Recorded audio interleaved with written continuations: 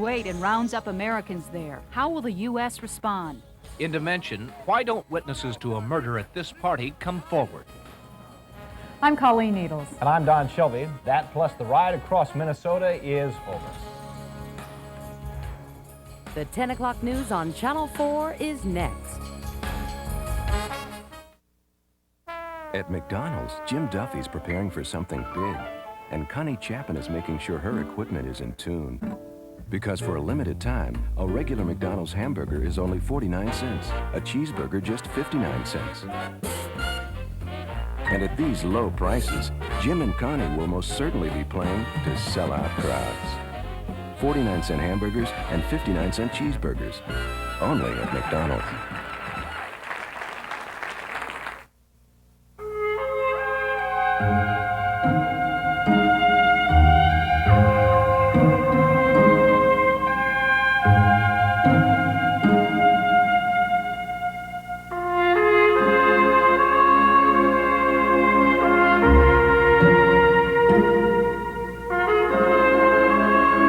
You have to drive it to believe it. The new Accord.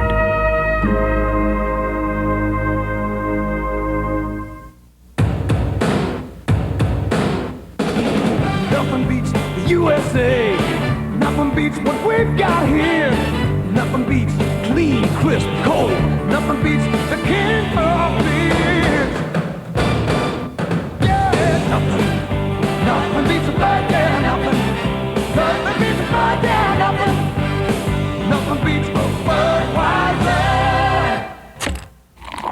Nothing beats a bird. Just 24 hours ago, the world learned Iraq had invaded Kuwait. Tonight, Iraq's tanks and troops control the country, and President Bush is taking a wait-and-see attitude toward U.S. intervention. That story in detail tonight. But our top story is a WCCO Television News exclusive report that takes you inside a sweep for drugs tonight among MTC bus drivers. From WCCO Television, the community's first choice for news in the 90s. This is Colleen Needles, Don Shelby, Mike Fairborn, and Mark Rosen. And this is the 10 o'clock news. You're looking at the scene tonight inside the Minneapolis headquarters of the MTC bus system. Company officials and police with dogs sniffing for evidence of potential drug use among the workers who transport more than 250,000 Minnesotans each day. Good evening. The story has implications for the safety of all Twin Cities motorists. The investigation was prompted by two MTC drivers being linked to drug use, one after rolling a bus onto its side in rush hour traffic last April. Here's what you can expect in our exclusive coverage tonight. We'll explain the 3-month-long investigation that's involved MTC security and Minneapolis police. Also, some detail on the two cases that prompted the investigation in the first place. Both of those drivers have been fired. We'll first show you the events of tonight's search. It began at 5 p.m. while most drivers were out in rush hour. Reporter Tom Gasparoli accompanied authorities as they went into the Minneapolis headquarters. He joins us live from there now with more. Tom? Don, about a week ago, when top MTC officials made the decision to do a drug sweep at 2 different locations, they began crossing their fingers. They were hoping the dogs wouldn't find anything.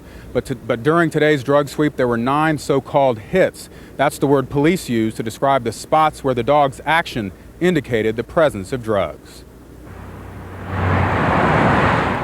At rush hour this evening, hundreds of MTC bus drivers were doing their duty on the area's busy streets. At the same time, 6 drug-sniffing dogs and more than 20 narcotics officers were doing their duty, looking for cocaine, marijuana, any of the major illegal street drugs. The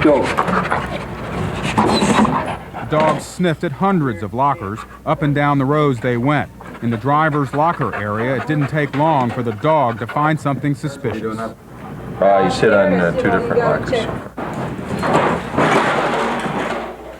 Dogs went through kitchen areas, office areas, storage rooms, and out in the maintenance garage. We are conducting a sweep for illegal substances.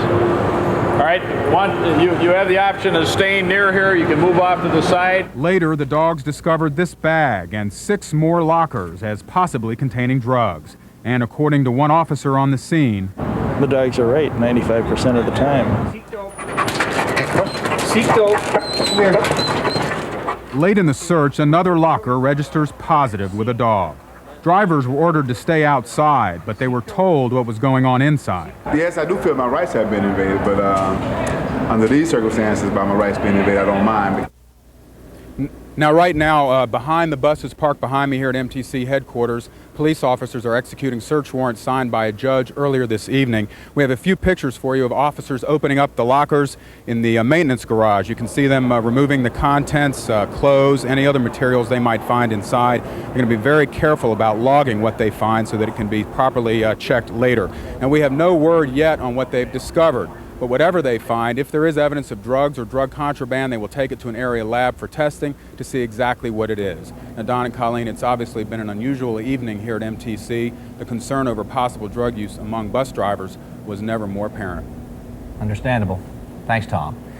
Today's crackdown comes almost 4 months after MTC police began an undercover investigation into illegal drug use by bus drivers. For the past few weeks, Caroline Lowe of our staff has been looking into 2 specific cases where arrests were made of MTC drivers for allegedly using crack and cocaine. Her investigation began the same place it did for the authorities, with a bus accident last April in Golden Valley. It was rush hour here on Highway 100 in Golden Valley. Bumper-to-bumper traffic with workers on their way home. Suddenly, an MTC bus went off the road, rolled over, and landed in a grassy median. The next day, this photo of the accident appeared on the front page of the Star Tribune. The driver told police she was trying to avoid hitting a small animal when the vehicle went off the road. But WCCO Television News has learned the woman showed high levels of cocaine in her system when the MTC tested her just hours after the accident. A few weeks later, the MTC informed the driver that she had been fired, saying it would be, quote, jeopardizing public safety if it permitted you to continue to operate a bus. The woman denies she was on cocaine at the time she was driving the bus, but a few weeks later she was in trouble again in connection with alleged drug use. This time, Brooklyn Park Police arrested the former driver in an unrelated undercover drug operation. Officers say she admitted using cocaine at the time and that she had a small amount of drugs on her when she was taken into custody. In late June, another driver who works here at the same garage next door to MTC headquarters in Minneapolis also got in trouble for alleged drug use. WCCO Television News has learned that the driver was fired after Minneapolis police charged her with possessing crack. These court files show the woman was a suspected drug dealer when police followed her one day late in June. When she was arrested, more than a gram of crack was found in her car. Police say the woman admitted having used crack cocaine for some time, but denied being a dealer. The MTC has one of the most comprehensive employee drug policies in the country, but neither the driver involved in the accident or the one accused of possessing crack was identified by MTC tests prior to those incidents. The situation prompted MTC police to ask for help from Minneapolis narcotics officers to determine if the cases were isolated incidents or signs of a much bigger pattern of drug use at the bus company. Some employees came forward in the organization to say there was a problem, and some of that information has been examined very carefully in this undercover investigation. And at this point in time, again, we haven't come up with anything hard and fast, but we'll continue to look into it. Some MTC officials say privately they feel random testing is needed to serve as a deterrent toward drug use. But MTC Administrator John Capel says he doesn't plan to use the controversial method in the near future. I think that the policy we have in place today is an adequate policy. Now, if we find that we have a larger drug problem than we think we do now, we'll certainly look at amending the policy to ensure that we do provide a safe trip for our passengers. And I want to point out, the MTC is safe. For every 100,000 miles we operate, we have 1.4 passenger accidents. And I think that record is just outstanding. More than 250,000 people ride the MTC every day. The bus company employs about 1,400 drivers who each cover about 100 miles a day. Don? Caroline, does the MTC have the authority to implement random testing if it becomes convinced it has a more serious problem with drugs than it thought before this investigation? Yes, the MTC does have that authority under state law to include random testing in its drug policy, but right now the MTC's position continues to be that it's opposed to the method, which has run into court and union battles in other parts of the country. All right, Caroline, thank you very much. All right, now just to recap quickly, Minneapolis police and other authorities searched the downtown Minneapolis headquarters of MTC tonight for any evidence of alleged drug use. Previously, 2 drivers lost their jobs after being linked to drug use. Colleen. A quick summary now of 3 top local stories tonight. The Burnsville woman who left her infant alone to die today was sentenced to 15 years in prison and 7 years probation. Doctors found that Peggy Ann Barsness suffers from severe depression, chemical dependency, and an IQ that's borderline retarded. Defense attorneys are already planning an appeal. Also tonight at 10, the 8th Circuit Court of Appeals has upheld Minnesota's fetal disposal law. A lower court struck it down as too vague. The law calls for the dignified disposal of fetal remains of abortions or miscarriages. And Minneapolis police have made more than 40 arrests in reverse stings like this one so far this year, but they've made their last reverse sting for a while. Today, a judge refused to let police continue to use contraband crack cocaine when they pose as drug dealers in high crime neighborhoods.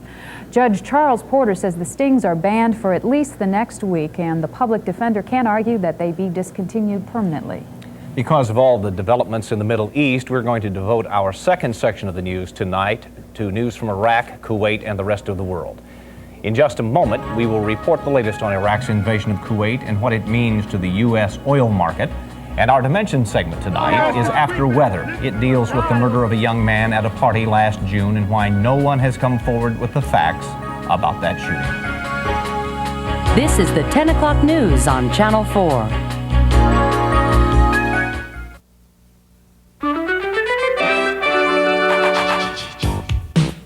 People always have a good time at Chi-Chi's. But now, with our special dinner, they're wild about the taco, raving about the taquito and enchilada. So when we throw in our Mexican fried ice cream for nothing, it's just too much fun for $8.95. Chi-Chi's, a celebration of fun.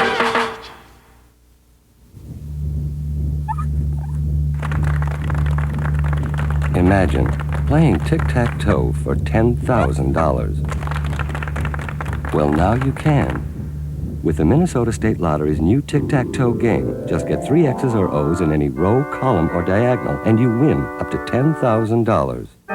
It's tic-tac-toe like never before.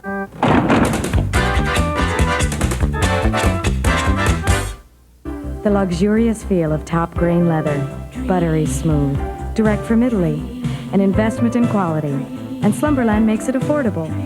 Right now, get this beautifully styled sofa, matching chair and ottoman, plus 2 handcrafted fossil stone tables, all 5 pieces for just $19.98. Simply styled, simply elegant. The leather collection at Slumberland. If you think you can get more for less anywhere else, dream on. On the outside, the devout followers of a cult organization. On the inside, the mysterious deaths of several members. Is there a connection? We think it's murder, or some species thereof. Why did members leave their property to the cult leader and then die? I left everything in my will to Terry. Everything they did, they consulted her. Inside Edition. On the inside, it's a whole different story. Inside Edition, Thursday night at 10:35 on Channel 4. Iraqi tanks on the sands of Kuwait. 350 of them crossed the border at dawn and seized the Kuwaiti palace and government buildings. The invasion led to hundreds of casualties and came after Iraq had placed more than 100,000 soldiers on the border. See, Kuwait has only about 20,000 soldiers in its entire army, but what Kuwait does have a lot of is oil. It's on the eastern coast of the Arabian Peninsula at the head of the Persian Gulf. Iraq invaded Kuwait, saying it was accusing it of stealing oil from its territory and forcing prices down. For perspective on the size of Kuwait, we placed it next to a map of Minnesota. Around 2 million people live in the country, about half the number of people who live here in Minnesota. In terms of square miles, Kuwait is slightly smaller than the state of New Jersey. There are some 3,800 Americans living in Kuwait. The State Department says invading Iraqi troops rounded up some American oil field workers, and there is no word on where 8 of them are. If you need information on the situation in Kuwait or what Americans there should do, you can call the State Department's hotline at 202-647-0900. President Bush today said that he does not plan on any military intervention, but may change those plans if American lives are threatened. It would affect the United States in a very dramatic way. And if they're threatened or harmed or put into harm's way, I have certain responsibilities. The president did cut off virtually all trade with Iraq and also froze Kuwait's assets at Kuwait's insistence to protect them from Iraqi expenditure. The UN Security Council met in an emergency session and voted unanimously to condemn the invasion. Now, it's important to remember that even though we're talking about a small amount of land in the Middle East, it is abundantly rich in oil. There's already speculation that gas prices in the United States will rise because of the invasion. That despite the fact Iraq supplies us with just 5 to 7% of our crude oil, and Kuwait sends us less than 2%. Bill Hudson reports how local customers are reacting to a possible price increase at the pumps. Many customers are already out putting the squeeze on gas pumps, feeling an oil war is about to put the squeeze on them. I don't want the prices to go up. I can't afford it. Like it or not, the price at the pump is sure to climb. By noon today, some area gas wholesalers were already charging 5 to 8 cents a gallon more on fuel sold to local service stations. Some say that will likely climb a dime by Labor Day. All of the traders, the refiners, transporters and everything are raising their price because of the anticipation of a possibility of a worldwide shortage problem. While the invasion is a far cry from the oil embargoes of the 70s with gas lines and soaring prices, some fear we haven't changed our gas-guzzling ways. I think when you look at some of the vehicles that are on the road today, yes. Today's Mideast jolt put yet another crack of vulnerability in our appetite for imported oil. Bill Hudson, WCCO Television News, the Twin Cities. Economists warn consumers to be on the watch for possible price gouging. A general rule is that a $1 rise in the price of crude equals a 2.5-cent jump at the pump.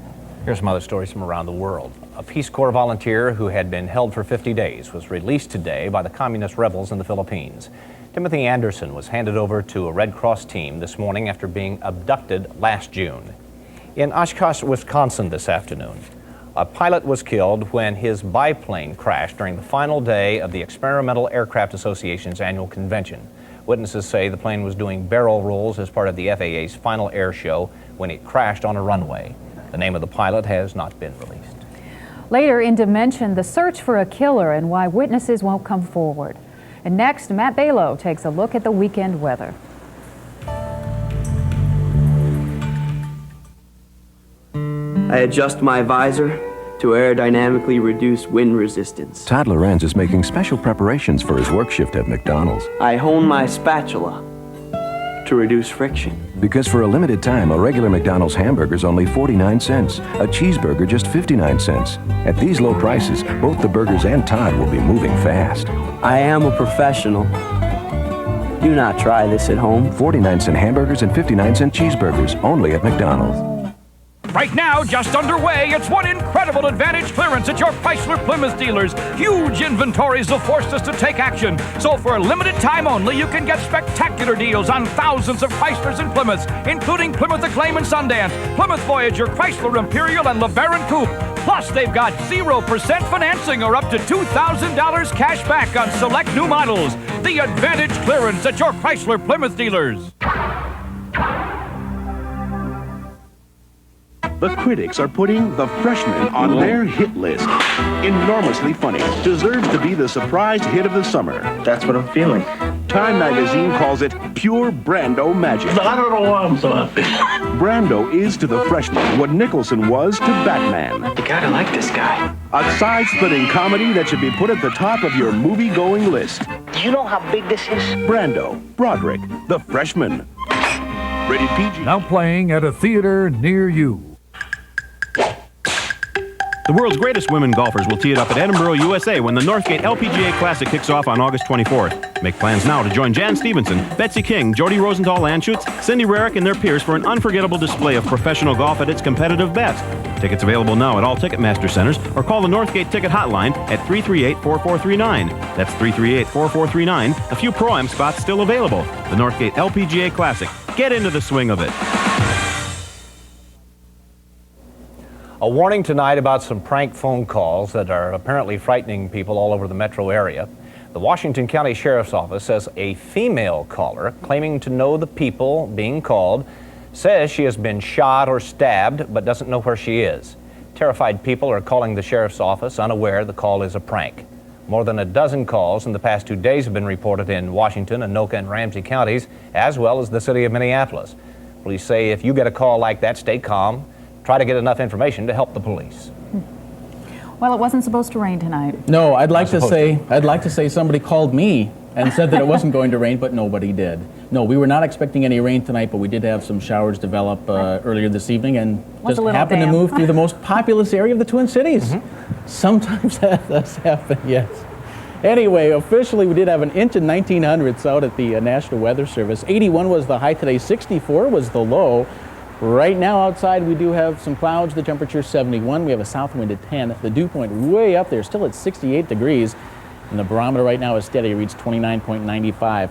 It's a trough of low pressure, that's what we have right now moving through the eastern Dakotas, and as this trough continues to move toward us, it's given us the clouds and the showers and still that southerly wind which is continuing to pump up moisture, a very moist, unstable atmosphere, that's what we have outside right now. It didn't start out so cloudy this morning. We had lots of sunshine, but over the course of the afternoon and evening hours, those clouds moved in. The scattered thunderstorms did develop. Right now, a little break in the clouds back in the northwestern part of the state, and we should have variably cloudy skies tonight. We are right on the edge of the cloud deck. Could see a few stars later on, but right now, the clouds are socked in over most of southeastern Minnesota. Here's a look at the radar replay since 2 o'clock this afternoon. Most of the precipitation is moving to the north-northeast, and when we weren't expecting any this evening, we weren't expecting to come out of central Minnesota, and it didn't. It just happened to develop in Scott County and start to make its way toward the north. Right now, within 150 miles of the Twin Cities, we don't have too much in the way of rainfall right now in the 7-county metro area. A few showers in extreme southeastern Dakota County, but most of the precipitation is down in southeastern Minnesota. Still, with a moist, unstable atmosphere, I would not rule out the possibility of a shower or thunderstorm developing and then moving northward over the most populous area of the Twin Cities for the rest of tonight. I think that pretty much covers it. The heaviest precipitation so far has been back in eastern Nebraska. They have had some tornadoes. 5 tornadoes there. Damaged many buildings, killed a hog, and a corn crib was damaged there. All that precipitation been moving up toward the northeast. Still a slight risk for severe weather, but the possibility for severe weather is weakening as the night goes on. Heavy rainfall could be a problem. They are getting that rain in southern Minnesota and from Mankato over toward Rochester and further to the south. They're looking for about 2 or 3 inches of rain in a 3-hour period, and if that were to happen, they would have some flooding problems considering all the precipitation they've had over the past week. A flood watch out for eastern Nebraska right now, parts of southwestern Iowa, but not here, and it looks like as long as that front is going to be around, we will have the possibility for showers and thunderstorms, and right now that front is not expected to make its way into Minnesota until sometime tomorrow.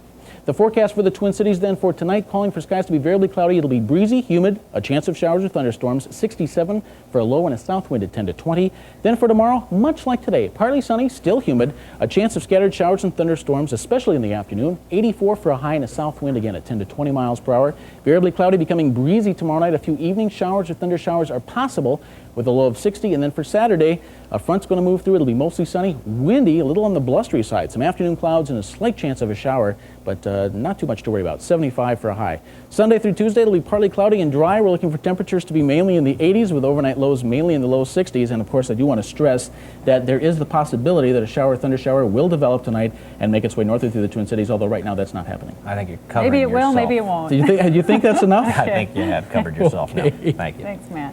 More than 800 bike riders are resting tonight after completing a 5-day trip across Minnesota. They started in Ortonville, they headed east today, they pedaled into Stillwater where a victory party awaited them.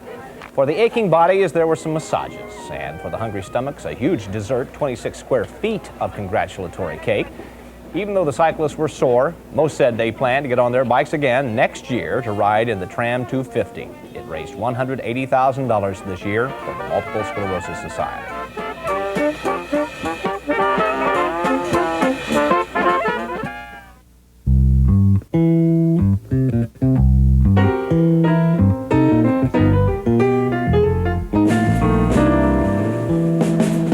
Now at Perkins Family Restaurants, when you choose any of these fine items, we'll gift wrap it for free. Presenting our 4 new pita pockets, only at Perkins. Huge bankruptcy sale. But Winnick's Furniture, an institution for over 60 years in the Twin Cities, is holding a bankruptcy sale. Over 1.5 acres of fine furniture must be liquidated for the benefit of the bank. Save 35 to 65% on hundreds of sofas and love seats. Save no less than 35% on beautiful dining rooms. Save 35 to 65% on fabulous bedroom sets. Look at these fine imported Italian leather sofas and love seats. Don't miss Bud Winnick's Furniture's bankruptcy sale. 224 East 7th Street, St. Paul. You'll never believe what's waiting for you. You'll never forget all the things that you'll do at Valley Fair. Valley Fair. Show us what you got. Show us what you really got now. Excalibur. Valley Fair is hot. Show us what you really got now. Valley Fair is hot. Come to Valley Fair, where memories are made fresh daily. Speed, precision, power, and passion. A cause and event that will simply be smashing. The first annual Polo Ralph Lauren at Young Quinlan Classic, Sunday, August 5th. A polo event benefiting the Children's Home Society of Minnesota. Tickets available at Polo Ralph Lauren at Young Quinlan or by calling 646-7771.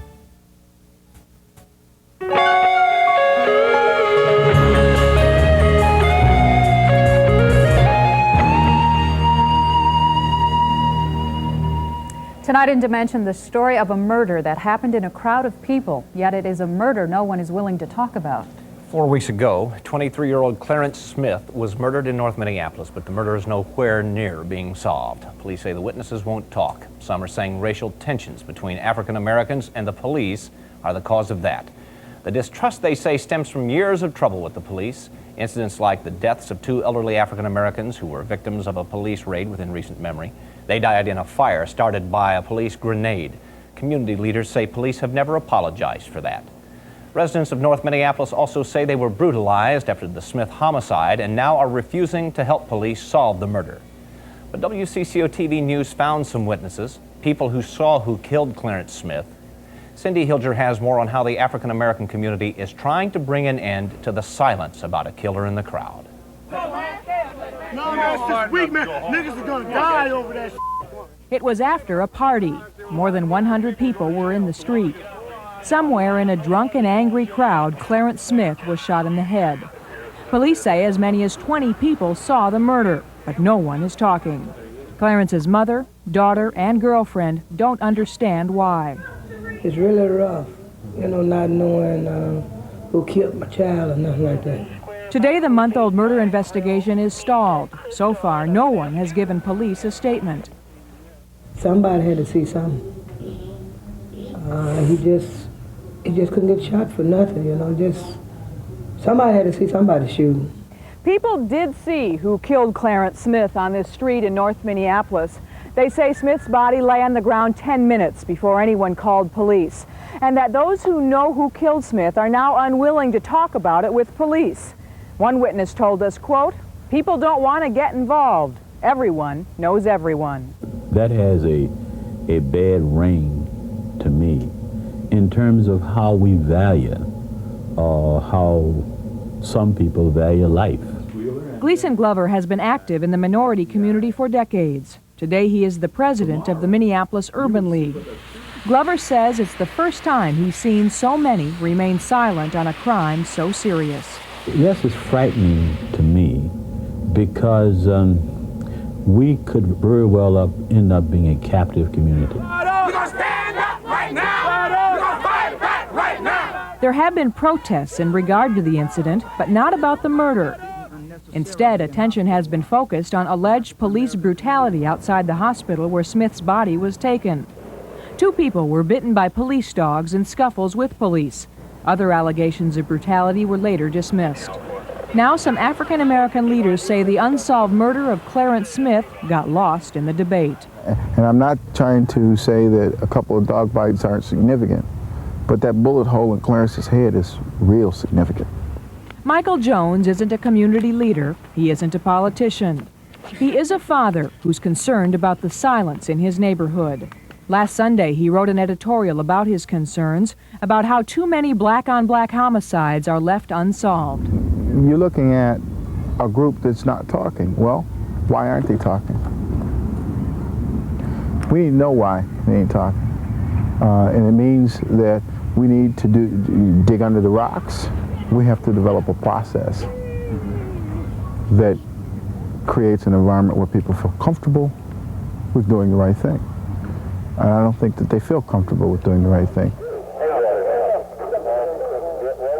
The African American community's relationship with police has always been strained. Now some say it is disintegrating. The result is more crimes may go unsolved. The distrust means Clarence Smith's killer may never be found. I just wish I know, somebody know who killed him. Maybe I could get on with my life, but I can't do too much. For Dimension, I'm Cindy Hilger. Police say they have no suspect in the case. Witnesses we spoke with who say they know the killer also say the young man is still in town.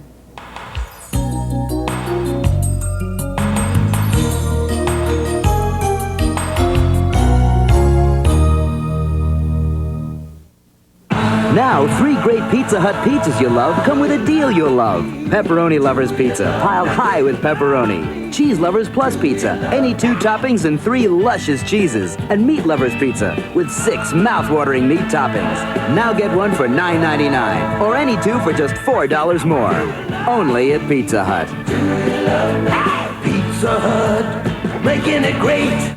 Pizza Hut delivery now in the Twin Cities. Check your mailbox, newspaper, or yellow pages for details. Brass.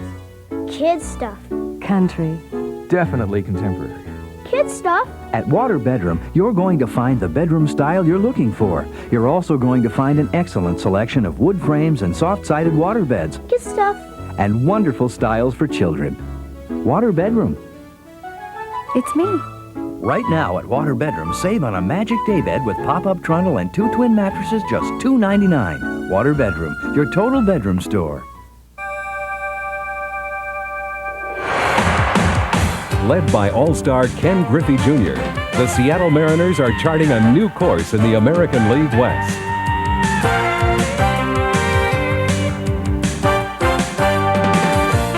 Can the Twins force the Mariners to jump ship? Or will Kirby and company be lost at sea? Find out when the Twins invade Seattle, Friday at 2:30 only on Channel 4, the Twin Station.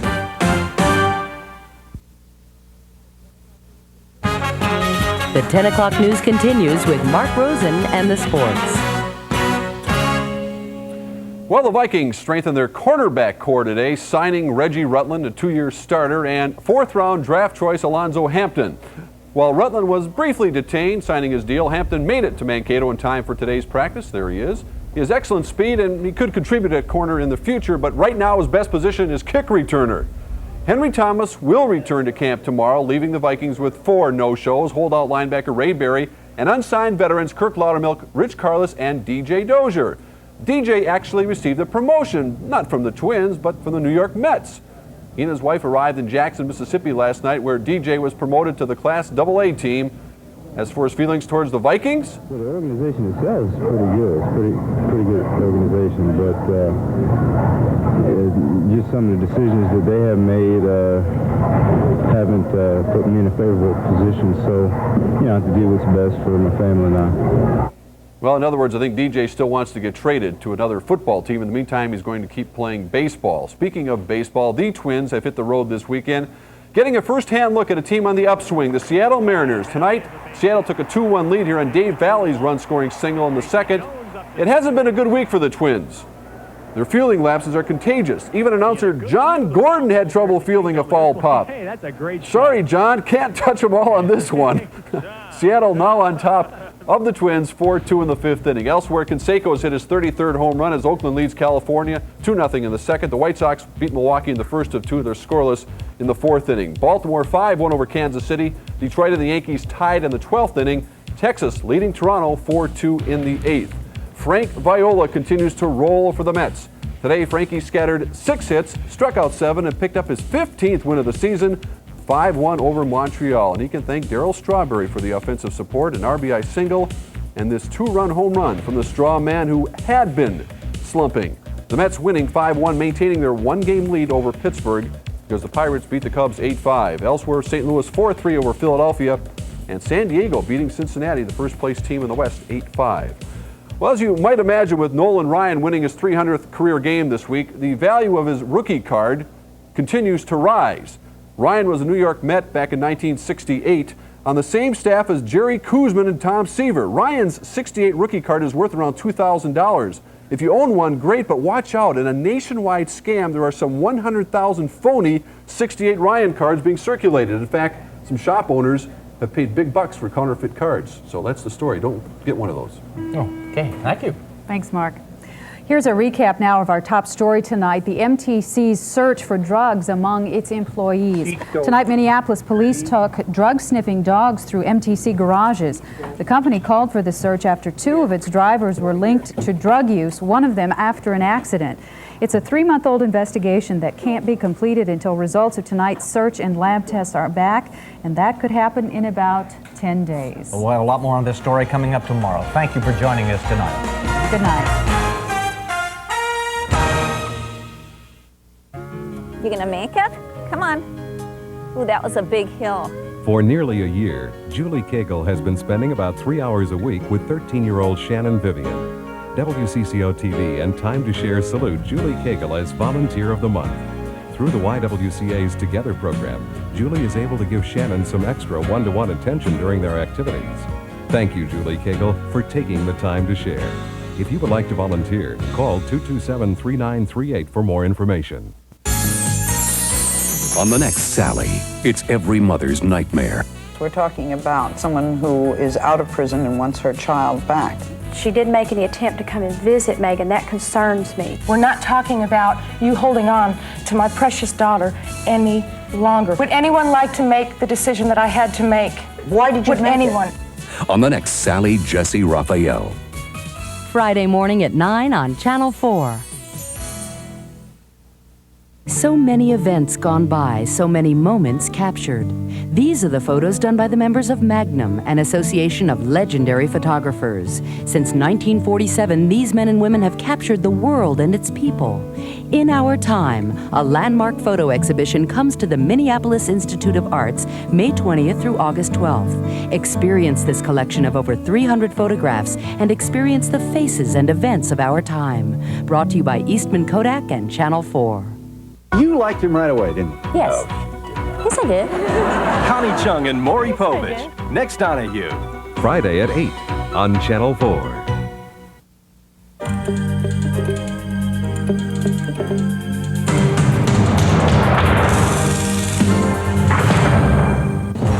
They followed the teachings of an obscure cult leader in Dallas, thinking it was the path to enlightenment.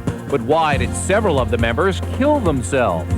We think it's murder, or some species thereof. Everything they did, they consulted them. Our investigation focuses on the dangers of mind control. Their summer break is over. It's time to head back to school. The teachers and the principals are waiting for them with dread. They're not students. They are drug dealers, and they are taking over the school. She says Ronald Reagan checked with her before making major decisions, but Joan Quigley was not in the cabinet. She is an astrologer. I provided a reliable method of doing these things. Today, tough questions for the woman who claimed to be the astrologer to the White House. Welcome to Inside Edition. I'm Bill O'Reilly. We're glad you're with us today. Get set for Nancy Reagan's astrologer a bit later on in this broadcast. But up front today, an Inside Edition investigation, the dangers of mind control. There are an estimated 25...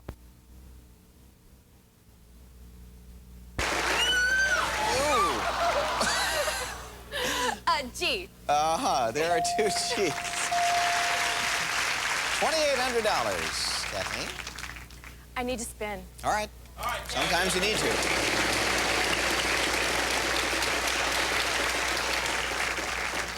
$200. A W? No, no, don't. Sorry. Okay, Lynn.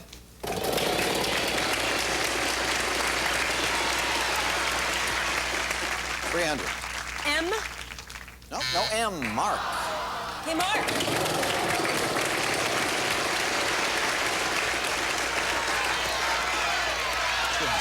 S. There is one S, yeah. Spin it again, Mark. You have just $200.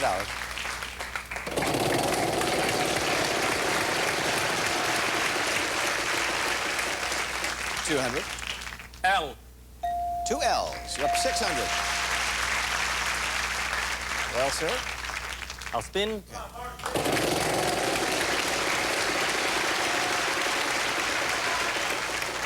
300.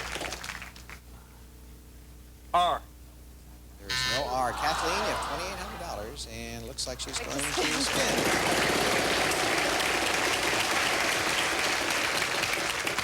$200. I'd like an F. Yes, one F. You have 3,000 now. Well, how much she's do I have? thinking $3,000. I'd like to buy a vowel, please. All right. An I. Yeah, maybe that'll do it for you. There's one, and there's another. You have to spin it or solve it now. I'd like to solve the puzzle. Go ahead. Having one last fling. That's it, yes. Am I wrong or are you happy? I'm really happy. Oh, good. I'm really glad. $2,750. Yes. Isn't this fun? That's what I thought you'd say. Boy, we have an enthusiastic group here. I'm kind of getting swept up in this whole thing. We will take a break and come back and play some more. Stay with us. Let's go.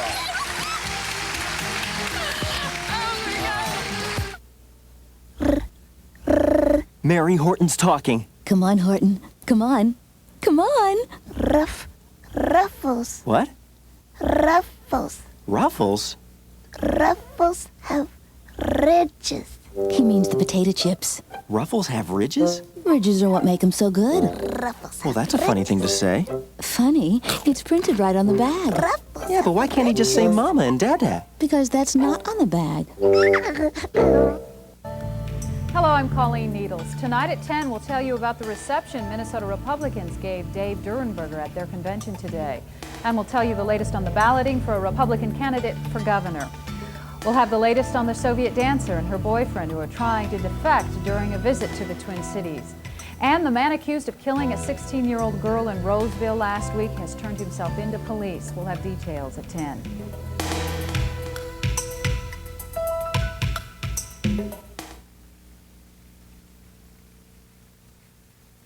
There are 5 of us on stage, and we're all making money tonight. Isn't that great?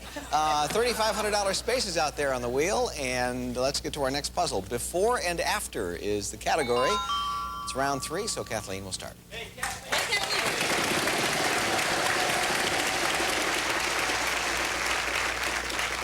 400. T. There are a bunch of T's, each one worth $400. Let's count them up here. 800, 1,200, 1,600.